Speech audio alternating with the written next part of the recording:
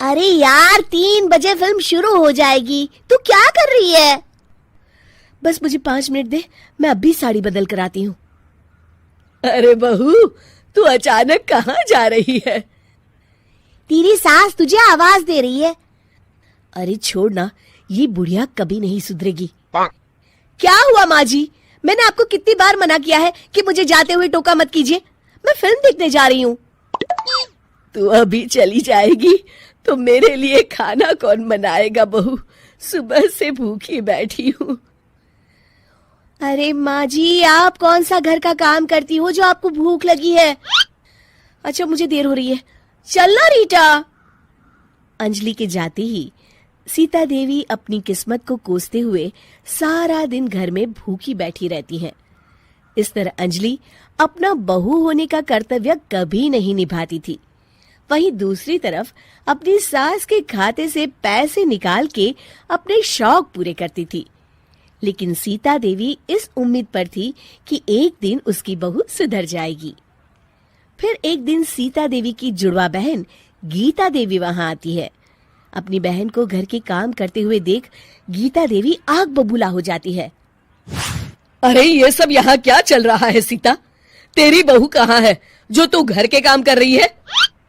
सीता देवी भावुक होकर रोने लगती है। अब तुझसे क्या छुपाऊं? मेरी बहू रत्ती भर भी मेरी इज्जत नहीं करती। मजबूरी में मुझे घर के सारे काम करने पड़ते हैं। वो तो बस सारा दिन अपनी सहेली के साथ सैर सपाटा करने में लगी रहती है। अच्छा, तो उस चिड़िया के पर निकल आए। तू चिंता मत कर, मैं ऐसी कई बिगड़ैल बहुओं को ठीक कर चुकी हूँ। अब मैं इस चुड़ैल से निपटूंगी। तू कुछ दिनों के लिए मेरे घर चली जा, मेरी बहू तेरी अच्छी देखभाल करेगी। फिर दोनों बहनें आपस में साड़ियां बदल लेती हैं और सीता देवी अपनी बहन के घर चली जाती हैं। देर रात अंजलि जब घर आती है तो अपने कमरे का नजारा देख उसकी आंखें फटी की फटी रह जाती है। हे राम, मेरे कमरे का एसी कहाँ चला गया? और मेरा 56 इंच का एलईडी टीवी कौन ले गया?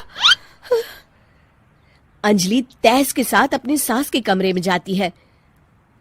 तभी वो देखती है कि उसके कमरे का एसी और टीवी उसकी सास के कमरे में लगा है और गीता देवी आराम से एसी की हवा खाते हुए सास बहू सीरियल का मजा ले रही हैं। अच्छा, तो ये सब इस बुढ़िया की कारस्तानी है। अभी इसे बताती हूँ। ये सब क्या है माँ जी? आपकी हिम्मत कैसे हुई मेरे सामान को हाथ लगाने की?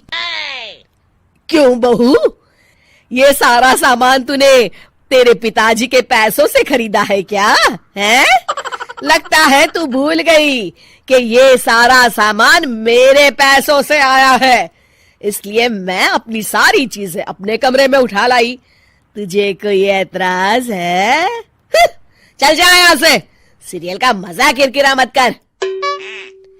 गीता की बातों का कोई जवाब नहीं बनता देख अंजलि अपने दांत पीस कर रह जाती है।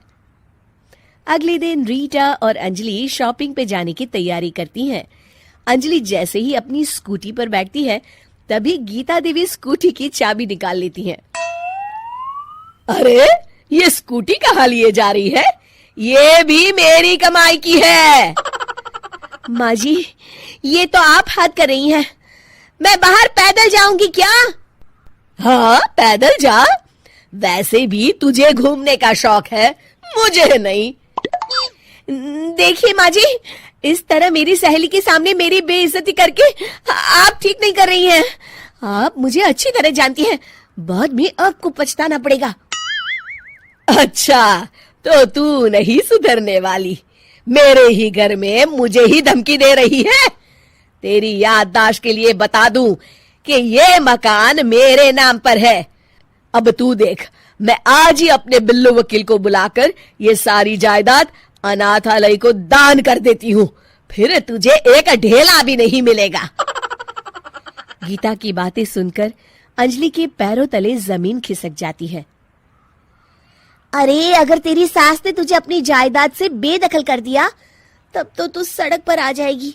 मैं तो कहती हूँ चुपचाप अपनी सास से माफी मांग ले अंजलि। हाँ, तो बिल्कुल सही कहती है, मेरी सास का कोई भरोसा नहीं है। अरे नहीं नहीं माँ जी, ऐसा गजब मत करिए, आज के बाद मैं आपको कोई तकलीफ नहीं दूंगी और घर के सारे काम ना मैं ही कर लूंगी। मैं आपको एक अच्छी बहू बनकर दिखाऊंगी। कुछ दिनों के बाद, ये लीजिए माँ जी, आराम से गाजर का हलवा खाइए। खुशबू तो बहुत अच्छी है। हाँ माँ जी, वैसे मैंने सब काम कर लिया है, तो मैं आपके पैर दबा दूं, आप आराम से हलवा खाइए। इस तरह गीता देवी अंजलि को सही रास्ते पर ले आती हैं और सीता देवी वापस अपने घर में आकर रहने लगती हैं।